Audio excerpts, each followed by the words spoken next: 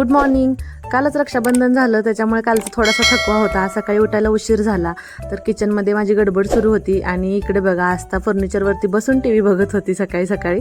आणि तसं तर आता 8:15 वाजल्या होत्या, पण म्हटलं आता मामांच्या जेवणाचा टाईम झाले, म्हटलं जेवण तर राहू दे, अगोदर नाश्ताच बनवून घेऊया म्हणून मी तो उपीट बनवायला घेतलं होतं.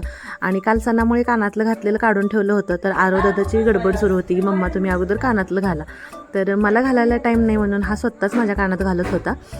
हे बघा इथं. आणि अजून चेक करतोय दोन्ही कानात कसं बसलंय म्हणून.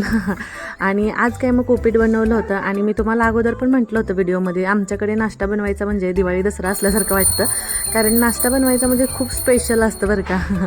इथे माझा नाश्ता बनवून तयार झाला होता. आत्तींची देवपूजा सुरू होती, तर पटकन मामांना प्लेट दिली. म्हटलं आत्ती तुळशीला पाणी घालून येतील, त्याच्यानंतर मग आता सगळेजण बसू म्हटलं खायला. आणि खूप कमी मोका असा असतो की आम्ही सगळेजण एकत्र खायला बसतो सकाळी, कारण तुम्हाला माहिती मामांचं जेवण लवकर असतं, ह्यांची सकाळी गडबड सुरू असते, त्याच्यामुळे आत्ती आणि मीच असतो, मुलं तर स्कूलला जातात. पण आज मग संडे एकदम स्पेशल झाला आमच्यासाठी. आणि इथं बघा आस्ताला उपीट वगैरे नाही आवडत आहे, त्याच्यामुळे मग तिचं थोडंसं नाक डोळे मुरगळायचे सुरूच होते. पण तिला आवडत नाहीत अशा गोष्टी, पण मी म्हटलं नाही थोडंफार तरी तू खाल्लंच पाहिजे. एकदम खूप छान आणि असं टेस्टी उपीट बनलं होतं. मोठ्या रव्याचं बनवलं होतं आणि गरमागरम असं वाटलं की कधी एकदा खातोय असं.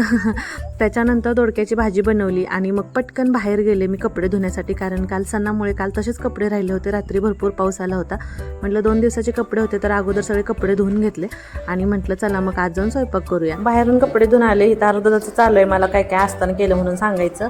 तिकडे तोपर्यंत आत्याने कणिक मळून घेतली आणि मग पटकन मी चपाती बनवायला घेतली. म्हणजे आवरून घेऊया फटाफट. एखादा दिवस तरी असं निवांत रोजच्यापेक्षा वेगळा बरा वाटतं, हो की नाही. तर सणाचा कालचा थकवा आज असा घालवला दिवसभर किचनमध्ये, पण छान वाटलं, रिलॅक्स वाटलं. तर कसा वाटला मिनी ब्लॉग नक्की कमेंट करून सांगा. बाय.